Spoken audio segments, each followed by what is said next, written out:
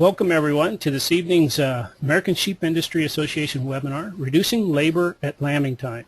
My name is Jay Parsons. I'll be your host and moderator this evening. Very pleased to have with us this evening Philip Berg and Mike Caskey, Pipestone Lamb and Wool Program instructors at Minnesota West Community and Technical College.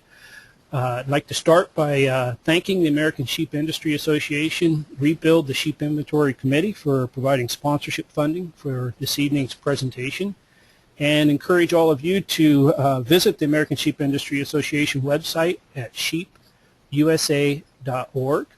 I'd also like to let all of you know that this evening's program is being recorded and will be available for later viewing. And you can find a link to it and all of our previous webinars, along with a lot of other useful information on the Rebuild the Sheep Inventory website, which is growourflock.org. So I encourage you to visit that also. We will have a question and answer session at about the last 20 minutes of this evening's presentation. We are scheduled to go about an hour and 15 minutes. So about 50 minutes from now, we'll launch into a Q&A session. You can type questions into your question box that you have there on your control panel throughout the presentation and also during the Q&A session, and we'll weed through those that way. There is also the option when we reach that point that you can raise your hand, and if you have a microphone connected to your computer, I can unmute your microphone and you can actually speak directly to our presenters and ask your question that way. So with that, I think we're ready to go ahead and get started on this evening's webinar, Reducing Labor at Lambing Time. We're very pleased to have with us Philip Berg and Mike Caskey.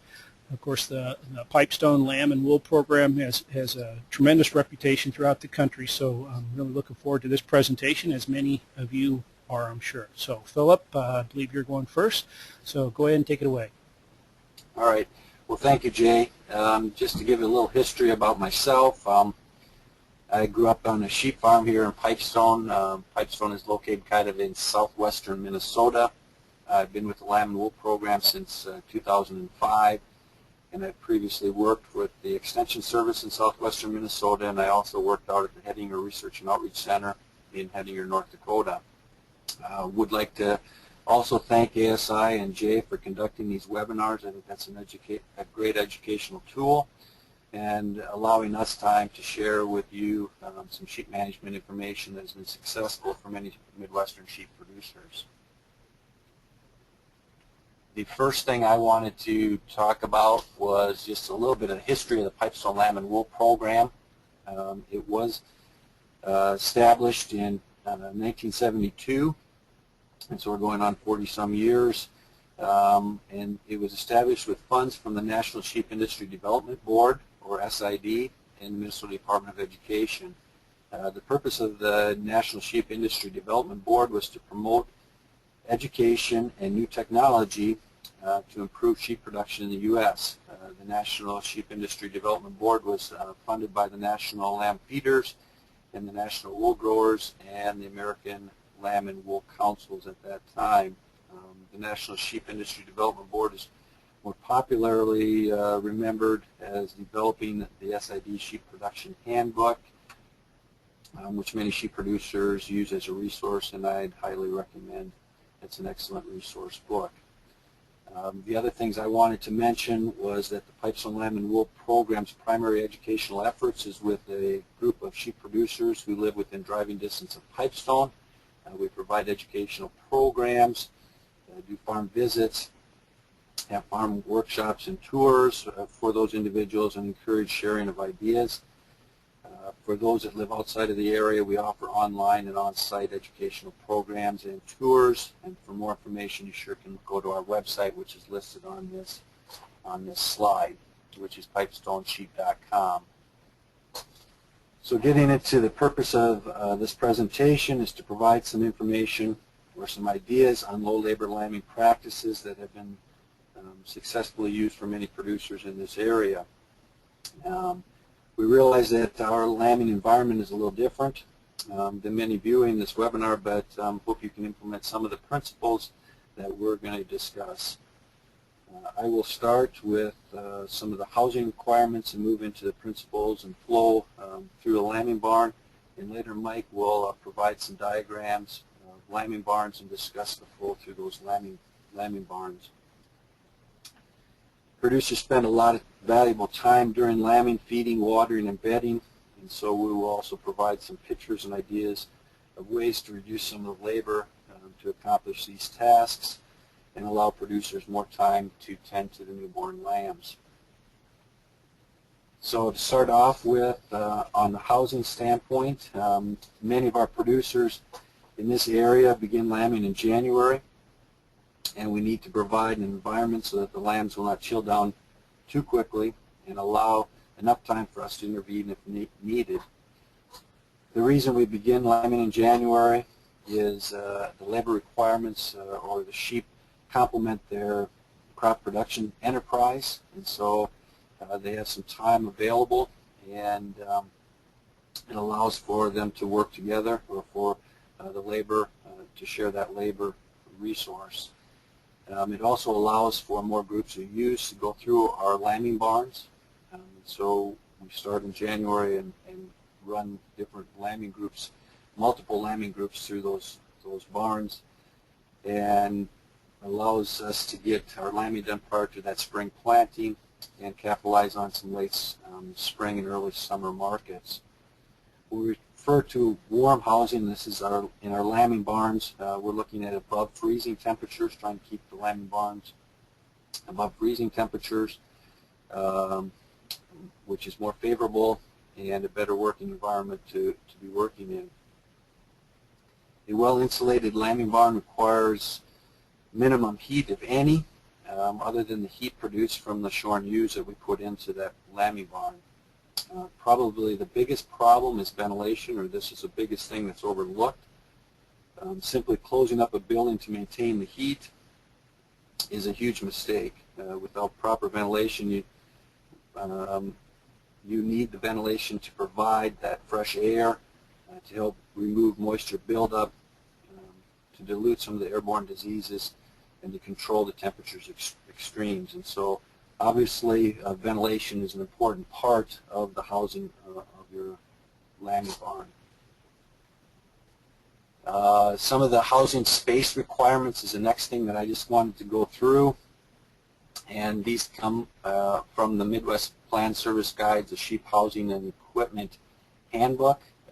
And basically, when we look at a dry ewe or a ewe, a pregnant ewe weighing that 150 to 200 pounds, we're estimating about 12 to 16 square foot of building space is required. When we look at ewes and their lambs, we tend to use 20 to 25 square feet because we're looking at higher lambing rates, and so we're using the higher end of that square footage. In either case, if we start to reduce that space area, we're probably going to run into more health-related issues, as well as, especially on the ewes and lambs, we're probably going to see more lamb injury occur as well.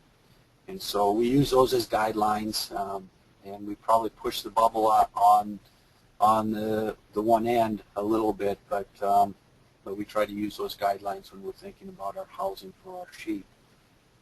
Also, just listed on this table is that we look at about 1.5 to 2 square feet of creep area for our lambs, per lamb. Probably the most important slide of the presentation is this one, and it's based on how we move sheep through the system, and it focuses on the short distance principle. And so when we talk today, and when you listen today and evaluate your own lambing facilities, is what is the distance from your drop area to your lambing pens? What is the distance from your lambing pens into your grouping areas? The more distance that you have to move the sheep, the lambs and the ewes, the more time and labor it's going to require to move them. And so we want to critically or look at that distance and how we can move those animals and the flow through as easy as possible. And so so when Mike reviews different building layouts, I encourage you to think about this and evaluate the layouts that he's going to present based on that short distance principle. And we have many different producers that have similar layouts, but or not all of the layouts are exactly the same, and they all have that principle in place in terms of that short distance principle. The last bullet that I have on this slide refers to the placement of artificial rearing area for your milk replacer lambs, and this should be an area located in a high traffic area where you're going to walk by on a routine basis, so you can observe and train those lambs to nurse. And that becomes a labor issue because we need it in an area that we can quickly and easily access those lambs and help them get started. Now, once we've started those milk replacer lambs and they figured out drinking, we can move them into other housing, but initially we want them in a high traffic area so that we can quickly and easily just take a few moments to get them to start nursing. So that one is also important in terms of reducing the labor. The next thing that I want to talk a little bit about is just some different watering system, and show you several different examples of pictures of the watering tubes. And this is a practice that I think we implemented from out west, and almost all of our producers have this in place. And why is water important? Well, it's the most essential nutrient, and we want to provide that 24/7 in a clean format, and so we want it very available. And this water tube helps us to do that, and it also helps us to reduce some labor. We can fill that up every other day or once a day, rather than having to fill multiple pails. And this really has worked very well and provides a lot of fresh, clean water to those freshly born, those newborn ewes that have just given birth. The concept that we start with a tube, and we're looking at about a 6-inch diameter tube. That's what we would recommend.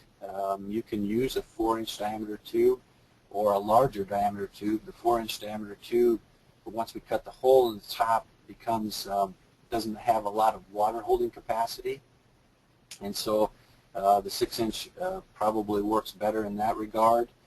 The 8-inch or larger diameter tubes can be used as well, but they can hold a lot more water, and they are also going to have a lot more weight and are harder to hold up, and if they get contaminated, take a lot more to clean out.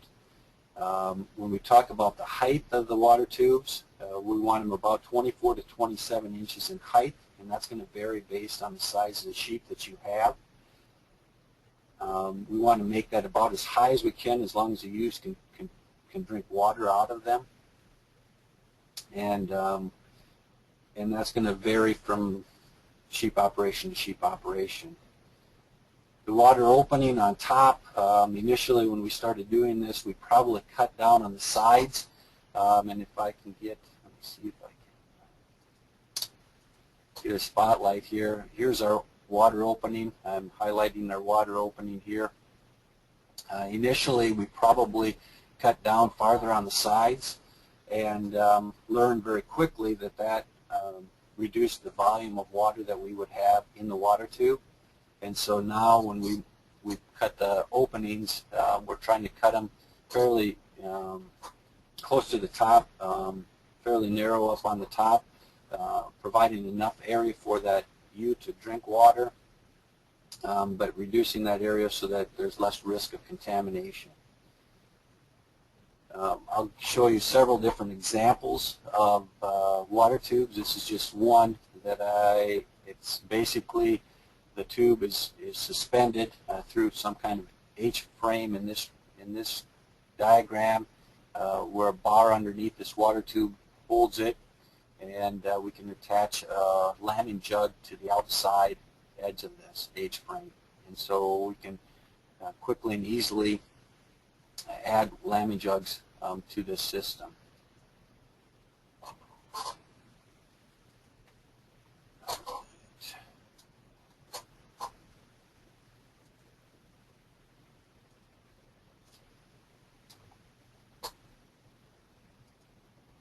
So the next picture that I want to show you is another example of a setup with a water tube in it.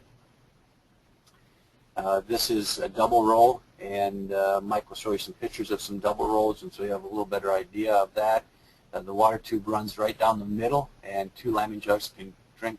The ewes on each side of the water tube can drink out of the same hole in the water tube. This one actually has two sections to it, where we have about 8 lambing pens here in the front, and there's an additional 6 lambing jugs in the back. 2 different water tubes. The reason that they put 2 different water tubes in here is so that the weight of that water tube, or the just moving of that water tube, was easier because it just wasn't quite so long. Because between lambing groups, they would dismantle this area and clean that out, and it would not take them very long to get that process done, but it's just easier to move around a shorter water tube in this case. The water tube principle is very similar to the last diagram, where we basically have an H-frame. This one is made out of wood, and on the bottom, underneath this water tube, there's a board, and that board can be used to level that, so that we wouldn't have to have that water tube level. And underneath the water tube, there's a wood barrier, or a barrier, so the lambs can't go over it or under it. And then we have a barrier on top so that the lambs or ewes can't go over the top. And so this is a very common format of how they're set up. Let's see if I can get to the next picture. The next picture is a similar setup. This just has a wooden, rather than a wooden frame, it has a metal frame. And H-frame where the water tube can sit on. This individual has used it so that when he needs those lambing jugs, he'll attach those lambing jugs as needed, and the drop ewes then could drink the water out of the water tube if they have access to the water tube until they filled up all the lambing jugs. He also has a barrier on the bottom and a barrier on top. He has since this picture, he has moved this top barrier, this top wood barrier underneath, and just bolted it underneath, which moved it about 4 inches below, which he had a little bit of an issue with having too wide of an opening here initially, and he was trying to jump through there. But similar concept. Actually, this water tube, rather than being pulled out, is actually suspended from the ceiling, and so they just crank that up when they're done and are able to clean up underneath it, and it works very well that way. This is the same concept, and again, you can see the cables. This is done the same way, where they can pull this up to the ceiling. The only different here, he has a barrier underneath, a barrier on top, one opening for 2 pens. Probably the only difference is they're using a stock 8-panel type lambing jug rather than a wood lambing jug. And so again, very similar, similar concept. We have some that will put their water tubes up on the outside walls, and here's just some different examples. Probably my least favorite one is hanging it with chains. There can be a lot of weight in these water tubes, and so that concerns me. But probably more importantly is that the water tube is more likely to move or twist and can get drained out. But we do have a producer that's using that. Here over on the right-hand side, this is a common format where he's got a metal bracket that runs along the wall and is bolted to the wall, and underneath it has an L frame or a J frame that holds the water tube in place, and then the lambing jugs are actually set over the top or through that. This works very good on the outside wall. This is another picture where they have it on the outside wall. He has a kind of an H-frame format, which also allows him to put lambing jugs attached to that. He uses this as his drop area, and then can quickly take a lambing panel off of the wall and attach it starting at one end and work his way down as he needs that, and that works so that it has water for the drop area as well as water in the lambing jug, and so that works very well. Here's another diagram of a lambing or of a water tube on the outside wall, just a little different format. Here he has his lambing jugs attached to a pole. There's sleeves on the lambing jug to allow the lambing jug itself to be lifted up as the manure builds up in that lambing jug and then outside of the lambing jug pen area. And it also allows him to lift that up and to slide it together and push it up against the wall, and so it takes up less space when he doesn't have lambs in the lambing jug. Again, the same concept as the other ones. The last slide that I have before I'm going to turn it over to Mike just views some of the things that we have that we get questions on is, okay, how do we fill the water tube? Well, probably the most commonly done method is just drilling a small hole and putting a garden hose in there. We quickly learned that when the person that was in charge of filling the water tube needed to stay there until the end of filling the water, because if you leave that, maybe the low spot is 3 jugs down and the water will drain into that jug until you realize you left it on, and you can make quite a mess. And so generally, if we're using this, when we fill the water tube, we use that time to kind of evaluate the lambs a little bit, but pretty much sticking with that water hose until it's full. Another concept is just putting an elbow on the end of that water tube, which also we just stick the garden hose into that elbow, and that works out very well. This also can be used to turn. If you turn that upside down, it can be used to drain that water tube out as well. And so that works as 2 functions. Most of our producers in the wintertime, because of our climate, even though we have inside lambing barns, we do not use floats. If they do use a float, they tend to hook it up to a hydrant at some point, do some chores, and then shut off the hydrant, have it filled for the day, and unhook it from the hydrant just in case it would happen to freeze. We see the floats more commonly used when we're using them for our lambs in our finishing barns, and that works as well. Works as a good water source. The other way of cleaning them out is to use a turn cap at the end of our water tube, and that works very well. And that's probably one of the more common ways of draining the water. If we need to clean the water sources off there, that works out pretty good. So with that, I think that's going to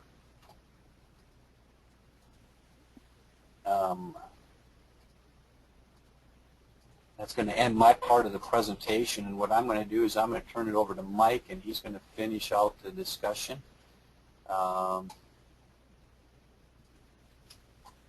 with you today.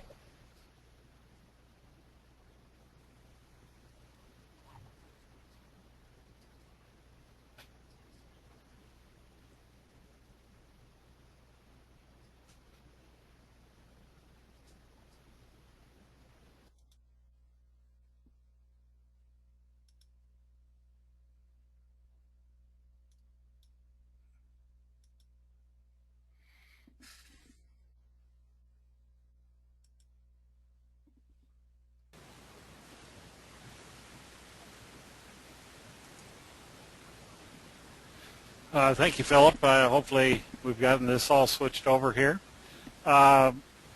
It's my pleasure. It's kind of like halftime here.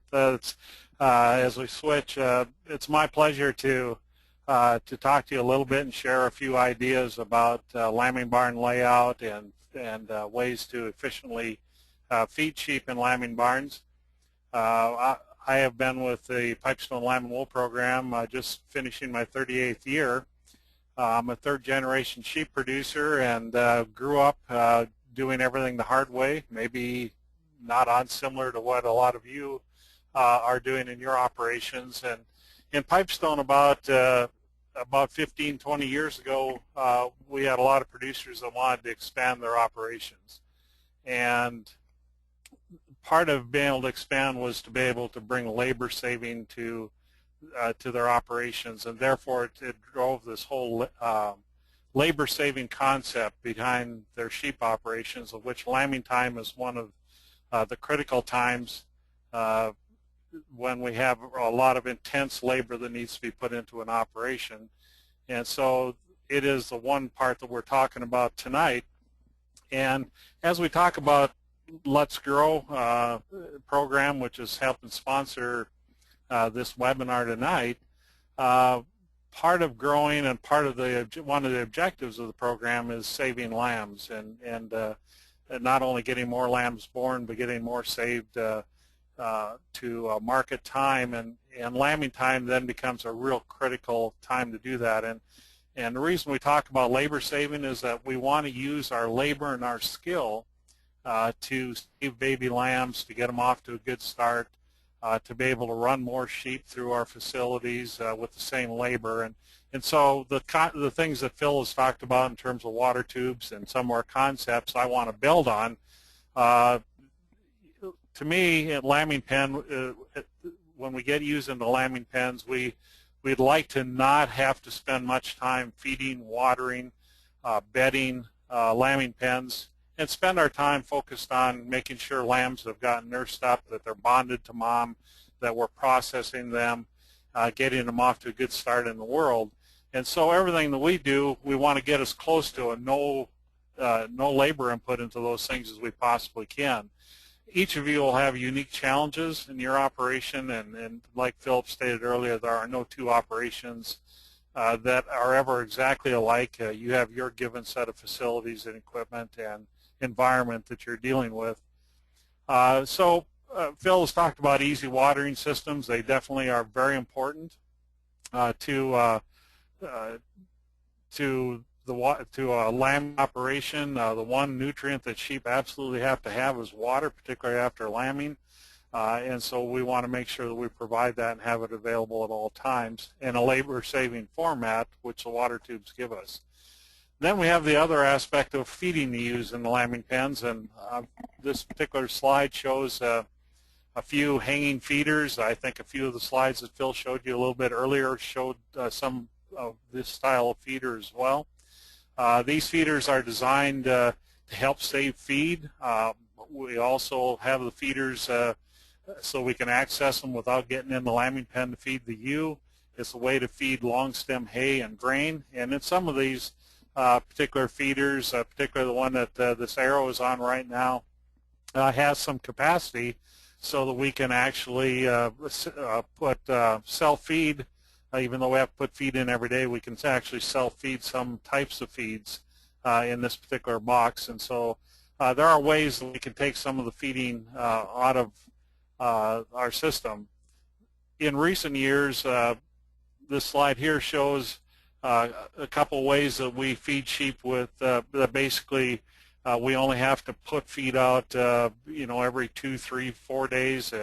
The slide here that on your left as you view your screen really shows 5-gallon pails, and these 5-gallon pails are filled with soybean hull pellets and dried distiller grain, and we can self-feed those. We can go from whatever ration the ewes are on to the ewes going on these the minute they hit the lambing pen, and a 5-gallon pail will hold enough feed to last for 4 or 5 days in the lambing pens. And so it's a low-cost way of feeding ewes in the pen, where we only have to put that feed out every 4 days or so to feed the pen.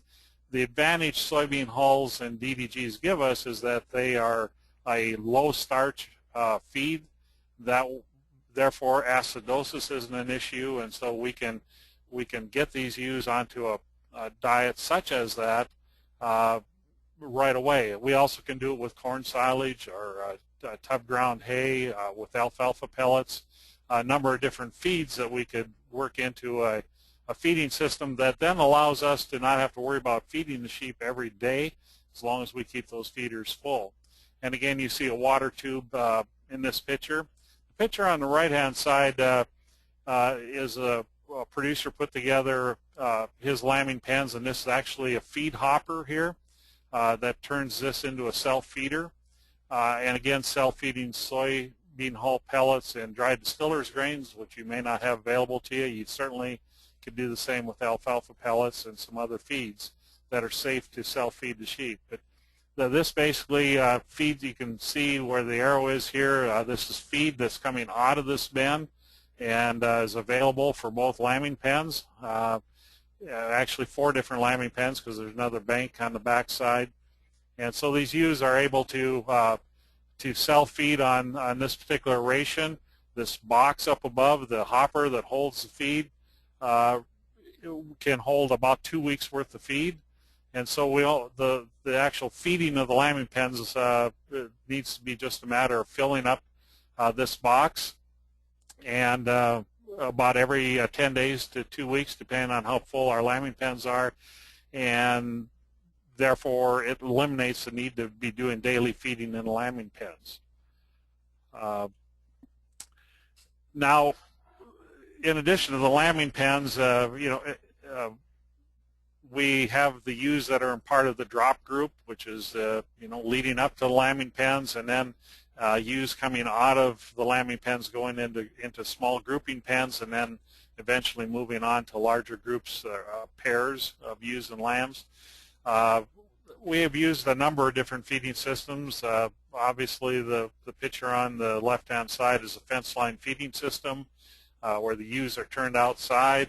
We can control the quantity of feed and the type of ration they get on this system.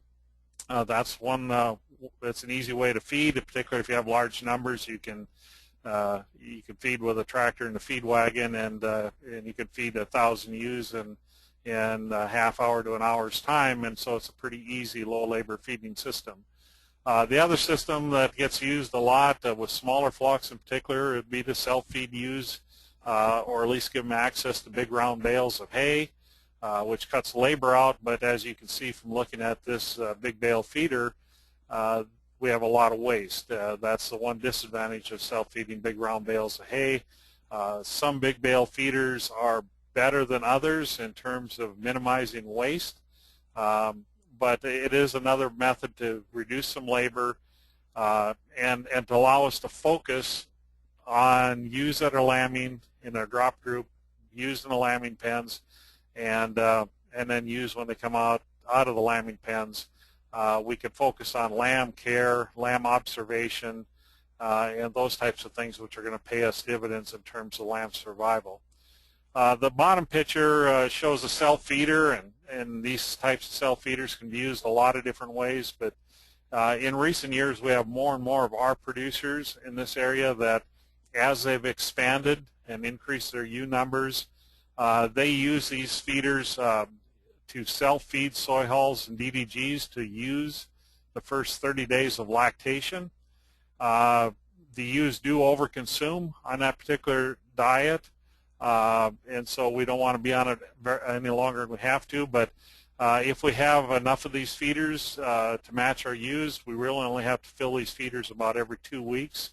And so as far as feeding the ewes that are raising their lambs the first 30 days of lactation, basically, we don't have to feed them. The feed is there in front of them all the time, and we can spend our time again on observing and looking for starve-out lambs or lambs with health problems and so on. So it takes a tremendous amount of labor out of our feeding system, and therefore we can again focus on saving lambs and lamb survival. And that's really the basis behind all of the low labor system, is that we want to be able to do things like watering, feeding, bedding our sheep with the least amount of labor, so we can use our labor where it's going to pay us the greatest dividends, which is saving lambs and managing newborn lambs. In terms of easy bedding systems, this is one idea. These are lambing pens that are basically on expanded metal flooring. If you look at the flooring, that's a woven used hog flooring in this particular one. This feeder is on, or lambing pens are on skids, and so we can pull it into the lambing barn and set them up. These and when the ewes are in these lambing pens, it requires no bedding, and we have a water tube, as is shown here, and in many of these now they have also are self-feeding soy hulls and DDGs or alfalfa pellets, and therefore once the ewe is in here, the only thing they need to be doing with the ewe is to make sure that the lambs are nursed up, that the mom and lambs are bonding together, and that it gives them the opportunity to process the lambs before they head out into the grouping pens. And so this is just another look at it. These are in sections that fit back to back. This particular flooring, I think, is also woven hog flooring, but expanded metal flooring definitely works very well in these pens as well. And it's one way to eliminate bedding. We don't have to bed. If we set them up right, we don't have to bed. We don't have to feed. We don't have to water on a daily basis, and therefore can focus on the most important thing at hand. So once we get into a lambing barn, then our job is basically getting ewes lambed out, get them into lambing pens, get the lambs bonded and processed, and then be able to move them out and start to make larger groups of pairs in our operation. And again, the goal or the end result is that we want to save more lambs, make our operations more profitable, and have more lambs available to the industry as part of the Let's Grow program.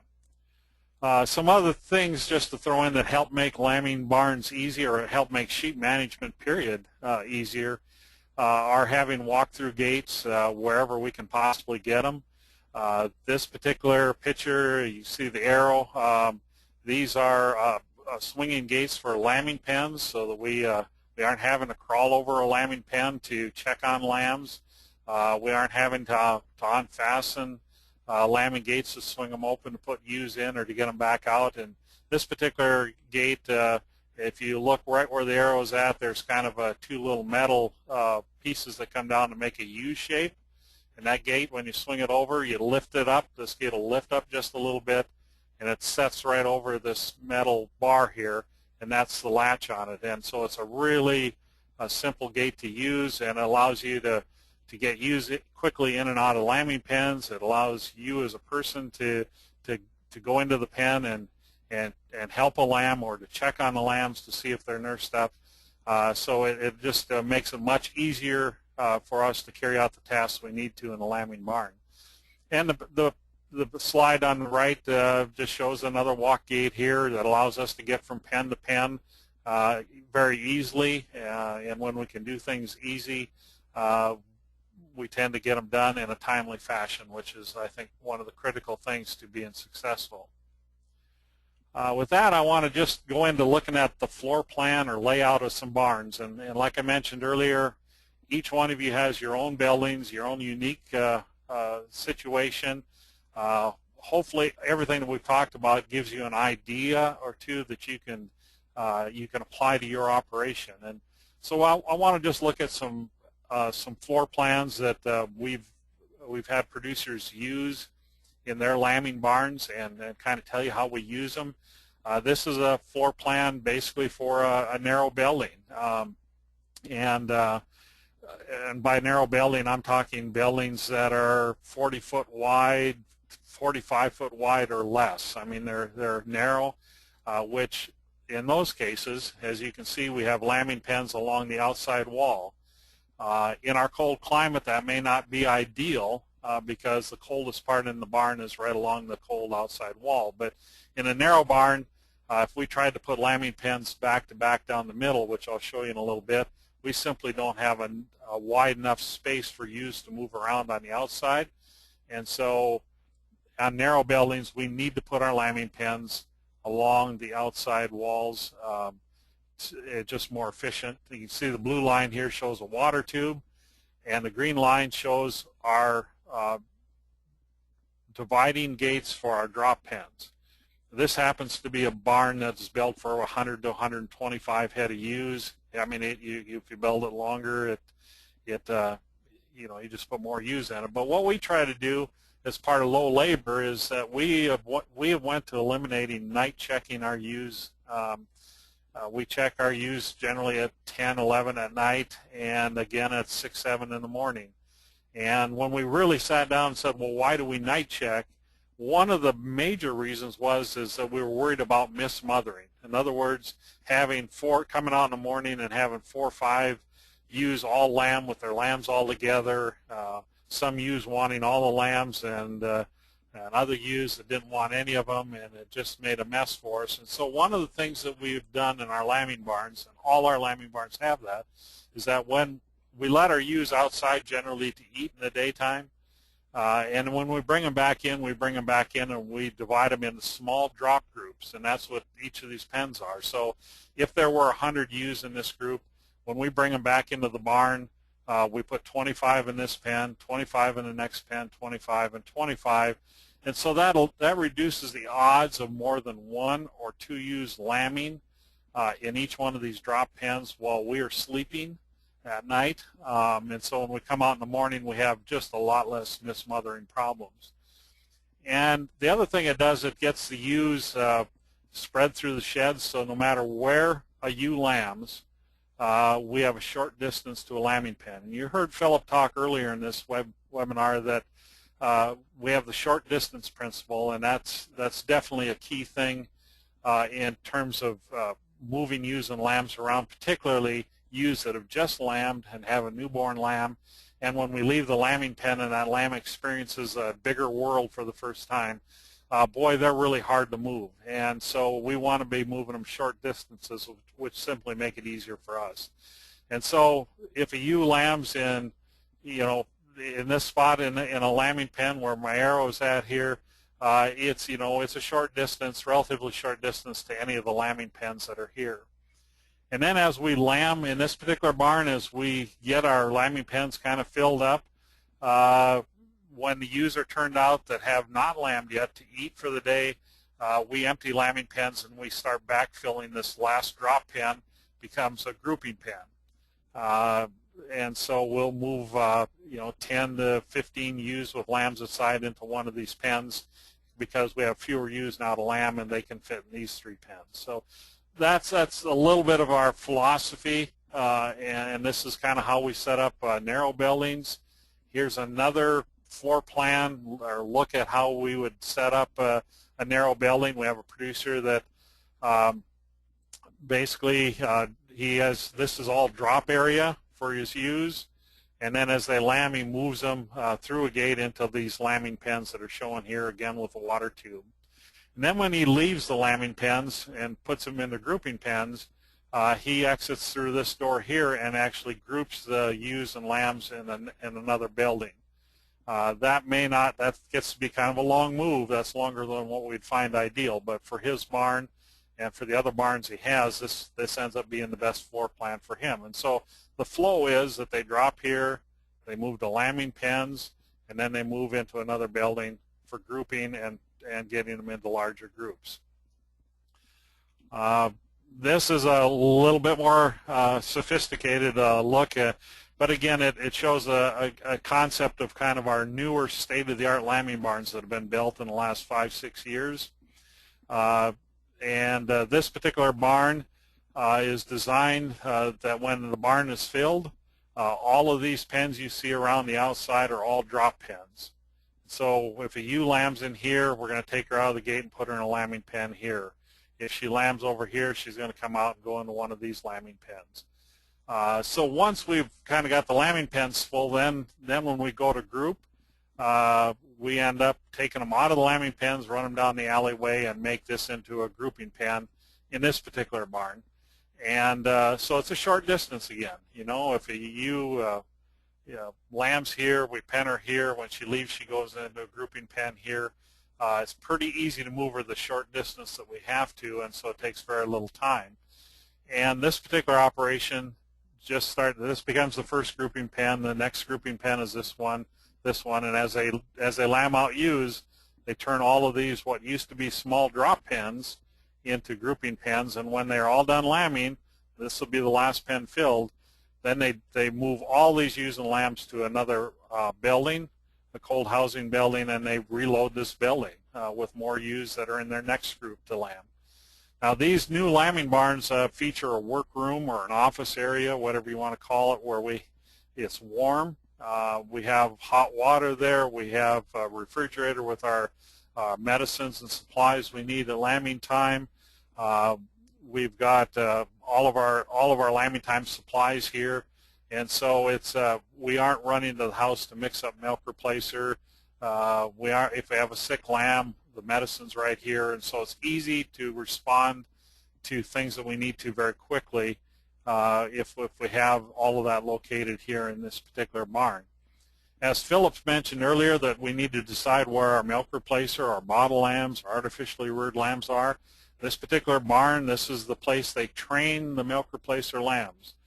This happens to be a floor plan from an operation that drops about 225% lamb crop, and so they have a lot of milk replacer lambs. And you'll notice that it's right on the pathway between the warm office area and checking these lambing pens and checking these drop pens. And so they're walking back and forth by that pen, and so it's simple to stop, get a lamb up on the nipple, make sure that it's nursing on the milk replacer system we have, and that it's trained. And so we can observe those lambs much easier, and we're walking by it all the time, and so it's easy to train those lambs. So that's kind of the floor plan of some of our newer state-of-the-art buildings, which are, for our climate, are fully insulated, warm buildings. Actually, we work harder at keeping it cool enough in the buildings than we do at keeping it warm. Another sample layout in the last couple of minutes I have here, this would be a wider barn now. These are barns that are 45 to 50 feet wide as a minimum, and then we put lambing pens down the middle.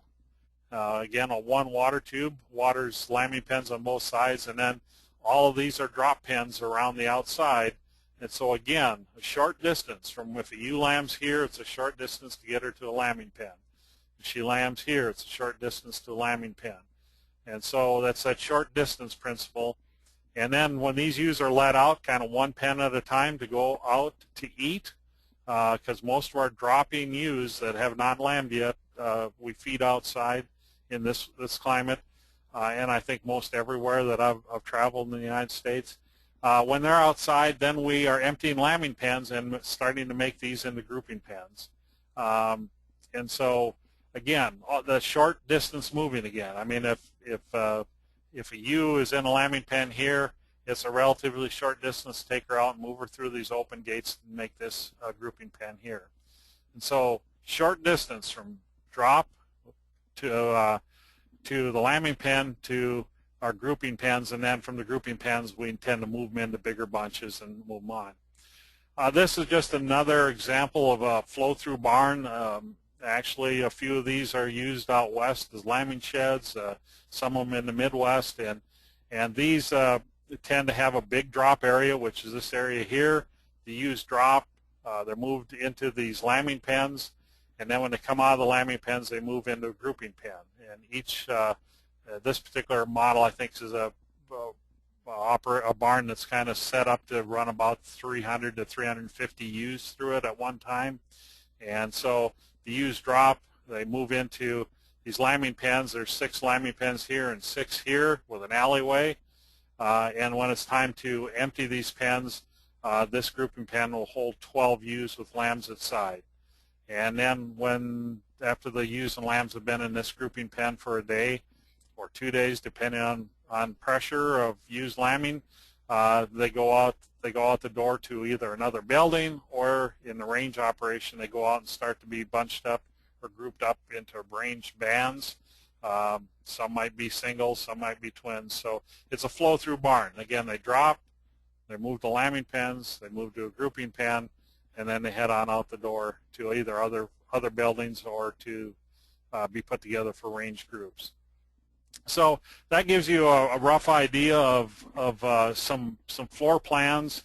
Again, you have to work with the buildings that you have, and so hopefully there's an idea or two there that will help you lay out your lambing facility so that so the flow of the sheep works with you. So you're kind of working with the sheep, and it's easy to move them, which then allows you more time to focus on what's important, which is saving lambs. With that, that concludes my talk. And Jay, I guess we're ready to answer questions if there are some. Okay, very good. And there are some questions, Mike. Once again, you guys can ask questions of our speakers by typing questions into your question box or by raising your hand. And if you haven't found that little hand icon, it should be up on your control panel up towards the top left. And if you currently don't have your hand up, it'll have a little blue arrow pointing up, meaning when you click it, your hand goes up in the air, and I can see that on my end. Let me go ahead and pick off some questions that came in earlier when Philip was talking. And Philip, you want to go ahead and unmute your microphone and all. There we go. We had some questions come in about freezing, with the water in the tubes, specifically how do you keep the water from freezing in those tubes, and I think they'd also like you to expand on, how easy those are to clean out if they do freeze compared to other watering methods. For the most part, we're setting up the barns so that they stay above freezing, and so we see very little problems. Probably the biggest place that we've seen a problem is that if they're on the outside wall, and that's a colder wall, that would be the place that we have slight problems with the freezing. But for the most part, we're designing the buildings so that they stay warm enough that we're not going to have water being frozen there. And most of the time, the ewes themselves will provide enough heat in a well-insulated building. Under real extreme temperatures, we do have heaters that run or can run, but most of the time the ewes themselves will provide enough heat to keep if we have it insulated enough to keep the water from freezing. How hard is it to clean? For the most part, positioning so that the feeders, we want to make sure that we position the feeders so that they don't defecate into the water tube, and so that's an initial step that we want to move those feeders around so that that's not an issue. But if they do get contaminated, and they do once in a while, for the most part they're fairly easily to clean out. We remove that plug on the end, and the water will come out. I would say we've got some producers that probably don't have to clean their waters more than once every group. And they probably clean it between groups, but very little problems with the contamination, and it's fairly easily done by just screwing off the end cap. Okay, very nice. Go ahead. I'll just add one more tip. If you happen to have a barn that is a little cold and there's a tendency of the water to freeze in it, some people, depending on how long your water tube is, some people have had really good success using a little bird bath heaters and just submerge them in one end of the water tube or in the middle, and it warms the water enough so that it takes the edge off and it doesn't freeze. So if you're in a situation where when it gets real cold, it can freeze a little bit in those water tubes, that's a cheap, handy way to kind of keep the water temp just warm enough so that it doesn't freeze. Okay. And Loris asked a very practical question about the H supports that you were showing. Specifically, how far apart do you recommend putting those H supports in the water pipe there? You would want them far enough so that you can fit your 6-inch tube in there, and just so that it kind of straddles in there. You don't want it too wide. You want it so that it's almost touching the edges, so that it helps to maintain the water tube itself. Okay, and then the spacing between one H support and another. Oh, that spacing, I guess I'm not real sure. The one is probably, the wooden one that I showed you the picture of at first was probably 4.5 feet between those. You probably could, most of them are probably at 4 to 5 feet that are put up, because that's the size of the lambing jug. Okay. The lambing pen. Okay, we have several people with their hands up, so I'm going to go ahead and call on one of them now. Dave Scott, I see you out there with your hand up. I'm going to unmute your microphone. Dave, are you there? Dave, are you there?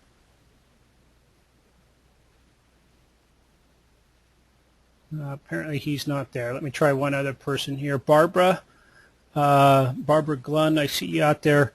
Let me unmute your microphone. Barbara, are you there? Well, I'm not Barbara. I'm Jeff, but Okay. I work with Barbara. Okay. I'm Go ahead. curious.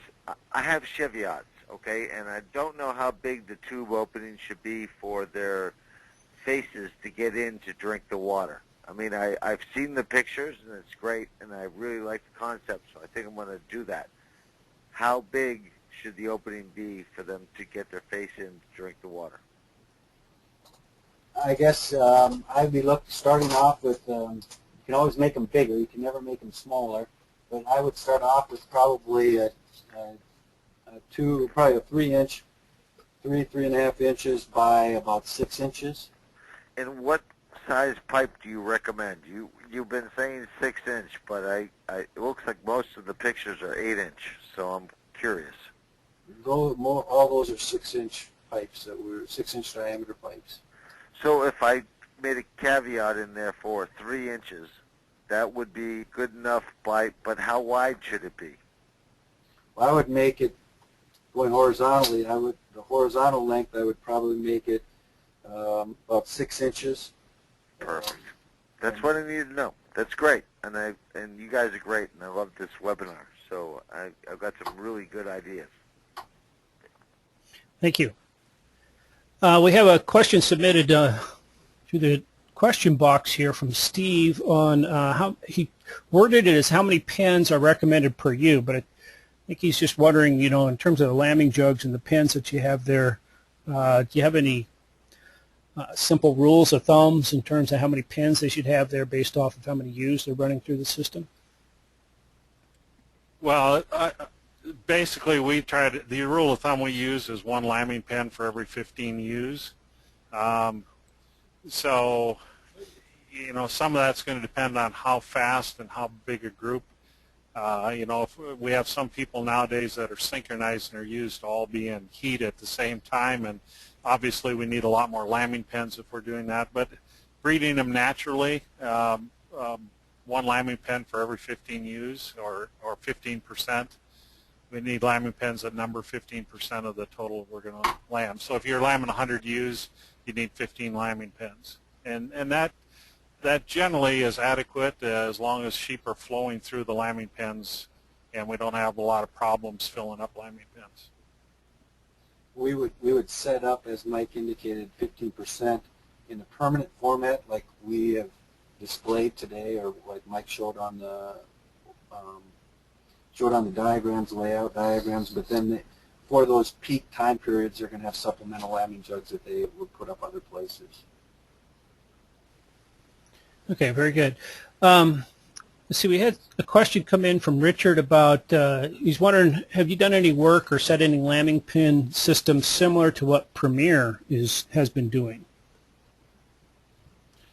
Yes, we have some producers that I'm not sure exactly what the question is. Premier tried a new concept this year, and we don't have anybody using that concept of putting ewes in the lambing pens prior to lambing, like you would a sow into a farrowing crate. We don't have anybody using that concept. I know Premier experimented with that this year and had good success, but we do have producers using the Premier panels that they sell, using those as lambing pens, and the producers that have those really like them. They're good. They make a good lambing pen. So Okay. hopefully I've answered that question. Yeah, a quick follow-up on that from Mark that's related. He asked, let's see, in our very small operation, is there an advantage to penning the animal before the lamb drops, which I think is what you were talking about a little bit there with the Premier system. Do you see an advantage to doing that? As a general rule, we see a disadvantage to doing that, just from the standpoint that sheep tend to like to flock with other sheep, and sometimes we put them in the lambing pens prior to lambing, and they're there for several days. A lot of times our ewes will get what we call a lambing pen stale. They start to lose their appetite. They don't eat like they should. And so I know that Premier got along well with that concept last year, but they had all the ewes synchronized, so they knew when they put them in the pens they were going to be lambing within 3 or 4 days. Generally, our lambing pens are enough of a premium that we're wanting to reserve those pens for ewes that have just lambed and move them through that way. Plus, it reduces the amount of buildup of manure in the pens. If we put ewes in there prior to lambing, we just have a lot more manure buildup and more disease problems. So, as a general rule, we don't like doing that. We like the ewes being able to go outside to eat and move around some. It seems like we have a less trouble with lambing, a less trouble or an easier time keeping ewes on feed and keeping them eating good. Okay. And Mark also asked a nutrition question. What % of protein in alfalfa pellets as a substitute for soy hull pellets and DBGs? In the lambing pens, generally alfalfa pellets come as either 15 or 17% protein. Probably either one of them are going to work just fine in lambing pens. If you are intending to self-feed them to use for the first 30 days of lactation, I would want to be on the 17% protein alfalfa pellets. Okay. And Jerry asked, how do you feed minerals in the lambing jugs?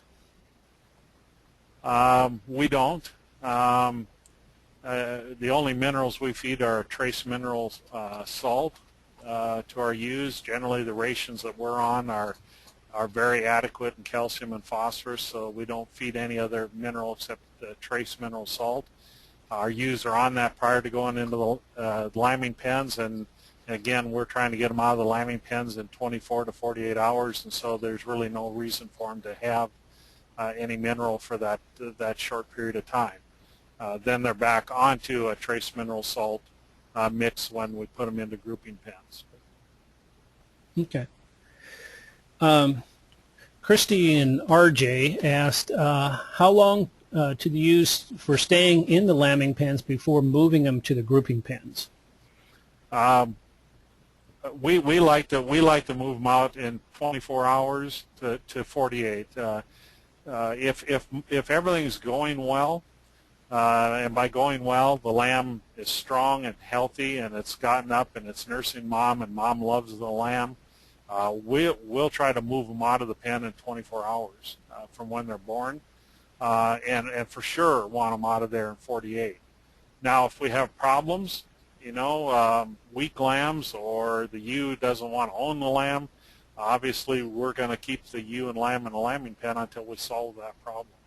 But again, we run into problems if we leave ewes in lambing pens too long. It seems like they start to lose their appetite and don't eat like they should, and they start to get a little stir crazy, depending a little on the genetics. And so we kind of like to get them moved on out of the lambing pens and get them into those 10 to 15 head grouping pens within 24 to 48 hours. Okay. And Loris has her hand up, so I'm going to go ahead and unmute your microphone, Loris. You'd like to ask a question. Are you there, Loris? Actually, Loris is my husband. I'm another one of those fill-ins for this evening. Well, you can ask it anonymously then. Okay, I will. Go ahead. We move our ewes out of the jugs and into a larger barn that has 3 pens where we have about 25 ewes and the lambs with a creep area outside or away from that. We had quite a bit of trouble with Coxie this last year, and so we're in the debate of moving our feeding and hay outside and opening the barn, letting them ewes out. Any thoughts on that? Instead of feeding them inside, because we have feed bunks running down the middle of the 3 pens, and throw the feed and the hay in there. So we're thinking about moving outside with it. Well, that's a good question, and basically coccidiosis is carried by all mature sheep and passed on to the next generation, And so if we're having a problem, we have to look at are we keeping the pens well bedded enough? Are we keeping the water clean? And if we're doing those things and still have a problem, then we really need to be probably looking at feeding a coccidiostat ahead of lambing time to the ewes to knock the level of coccidiosis down in the ewes. Now, Philip and I aren't veterinarians. You know, I'm just speaking from experience with producers that we work with, but I don't generally, you know, just moving your feeding outside isn't going to really change that issue. The lambs are likely picking up the coccidiosis by sucking on a nipple that's got coccidiosis on it from the ewe laying in the manure or something like that. And so I understand it's a big problem. And so, you know, I don't think moving to outside feeding is necessarily going to solve that. I think you may have to look at other things like feeding a coccidiostat to the ewes prior to lambing. Okay. Okay. Thank you very much for that question. Well, we just thought maybe we noticed that with feeding the hay inside, that there seemed to be a lot more accumulation of manure around the hay, and we wondered if we put the hay outside, if that would, you know, get the ewes outside a little bit more. But yeah. Well, it sure will help to spread the manure out over a bigger area. It's going to reduce exposure, and so but it's still there. Yeah. It's still going to be there. Again, you know, mature sheep, and actually once they're exposed to it and build immunity, sheep are resistant to coccidiosis once they've been through their initial exposure. The problem is when that initial exposure comes in a baby lamb or young lamb, it really raises heck with them, and so we know our mature ewes are all carrying coccidiosis naturally and normally in their gut. And they're going to be spreading it through their manure and stuff. So, yeah, if you can spread the manure out, you know, have them eating over a bigger area and giving them more space, it'll reduce exposure, but I don't think it'll eliminate it. Thank you. Thank you. We got several questions coming in about cleaning, so I want to try to get to those before we close here. Julia asked, how do you manage all the bedding material in the drop areas during lambing period, and what do you do with it all at the end of the season? And Mark asked a related question, which was asking for suggestions for bedding material. So could you address the bedding material situation? Sure. Basically, we bed with straw, you know, wheat straw, oat straw, you know, whatever kind of straw we have, and or corn stalks. We're in a big corn producing area, and so we have a lot of corn stalks available, and so some of our operations use corn stalks. And when our bedding starts to get a little bit damp, we put fresh bedding down. And most of our producers lamb 3 to 4 groups of ewes through their lambing barn, and they try to clean all the manure out of the lambing barn between groups. And so we just clean it out, we stockpile it, and it starts to compost. And so that's kind of how we handle it. We're always making sure we have a dry, our bedding is dry, and so whenever it starts looking a little wet and damp, we're putting fresh bedding down to keep it dry. Okay. And Sarah asked, related, do you have any recommendations for reducing pen cleaning labor? Yeah, we basically don't. We don't clean lambing pens. I'm not saying that's necessarily ideal, but it's just one of those things at lambing time when you're trying to lamb large numbers of sheep that we just don't have time for. Now the expanded metal floor lambing pens have been some producers' answer to how we keep clean lambing pens. You know, when we have them on expanded metal, all the manure and urine goes down below the flooring, and so it's not an issue. There's nothing to clean out except to maybe pick up placentas because they don't tend to go through the expanded metal very well. But our folks that are on a manure pack system, they're bedding the lambing pens between as soon as they get a little bit damp, and between ewes, when one ewe leaves, they'll bed it before the next ewe goes in, and so we're adding fresh bedding and bedding on top of the old manure that's there, and we don't have anybody that's cleaning out lambing pens between ewes anymore. Just because we're running so many sheep, we just don't have time to do it. Okay. And Lily asked about disinfectant. She said, "What are you using for disinfectant for after cleaning the jugs and drying them out?" If you're cleaning out the jugs, barn lime, putting some barn lime down in the freshly cleaned out pen helps dry it up a little bit. And basically, if you have a cement floor, you could just mix bleach and water and spray the cement floor after you clean it out. That would be the cheapest disinfectant. If you have a dirt floor, no other disinfectant is going to work on dirt. Basically, dirt, foreign material neutralizes almost all the disinfectants. And so air and drying out.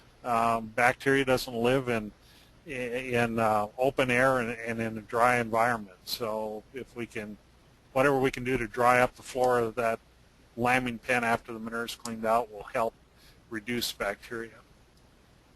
Okay, and one last question on that. Jerry asked a follow-up question on the picking up placentas. He says, "Can you simply cover them with fresh bedding instead of picking them up?" Any comments on For the that? most part, that's what most of our producers do, is just bed over them. Some ewes eat placenta, but for the most part, we're just bedding over the placentas if the ewes don't eat them. Okay. Now, on an expanded metal floor, we need to pick them up because they don't go through the floor. Okay. And if we leave them there, we don't have enough foot action or foot traffic to push them through the floor and to tear them up, and so we need to remove them from those pens. But other than that, we don't remove them. Okay, very good. And Lana, you have your hand up. I'm going to go ahead and unmute your microphone. Lana, are you there? Lana, are you there?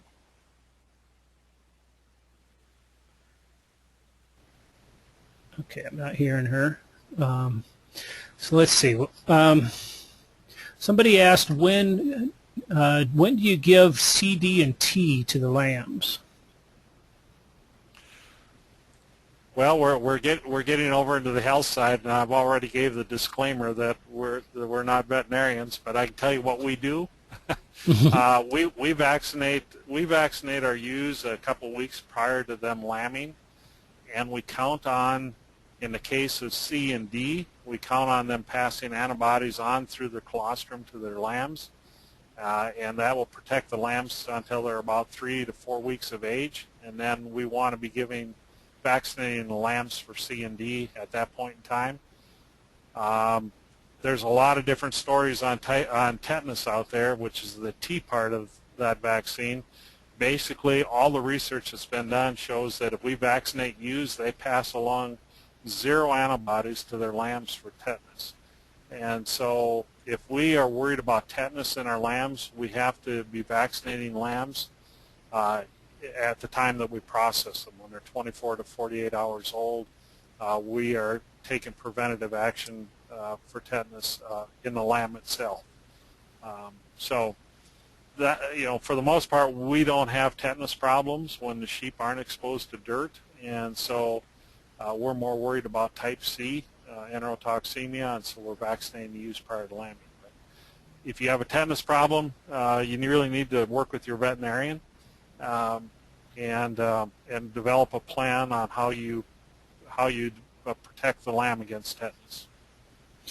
Okay, we have time for one more question here, and this is from Mark. He says, "Are your grouping pens in a heated area or above freezing, in reference to getting the ewe and the lamb out of the lambing pens and into the grouping pens? Is there a big rule of thumb there in terms of keeping those the same temperature or not making that too drastic of a difference, etc.?"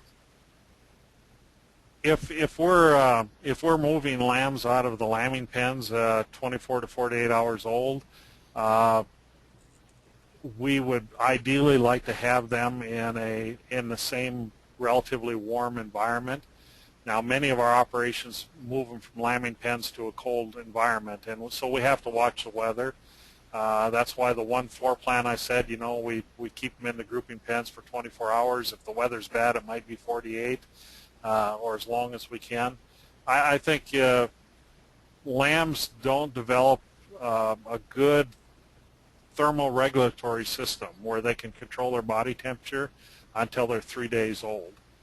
And I think that's just important to remember that. So whatever environment you put them in, they're going to produce some body heat, but they don't have, until they're 3 days old, they don't have a real well-developed ability to control their body heat. And so if you put them in a real cold environment, they're going to lose too much body heat, and we set them back or we chill them down or they start starving out. So in an ideal world, we want to leave the lambing pen, which is a relatively warm environment, and have them in a grouping pen that's also in a relatively warm environment. If that's ideal. Now, again, not every operation is able to do that. And so we watch the weatherman at night, and if he's saying it's going to be 20 below tomorrow and we got to move him to a cold building, we just simply find a way not to move him out to the cold building until it's a little warmer. Okay, very good. Well, with that, I think we'll go ahead and draw things to a close. We're at quarter after the hour.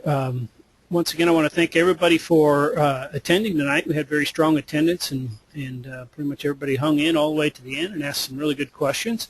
I also want to thank again the American Sheep Industry Association Rebuild the Sheep Inventory Committee for providing funding for the program, and encourage all of you out there to visit their website at growourflock.org, where they have a number of different resources for you, including links and information on all of our webinars.